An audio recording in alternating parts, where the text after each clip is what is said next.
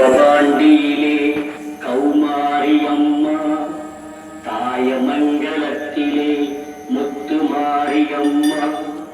இடுக்கங்குடியிலே Mariamma, செந்தூரிலே Santhana Mariamma,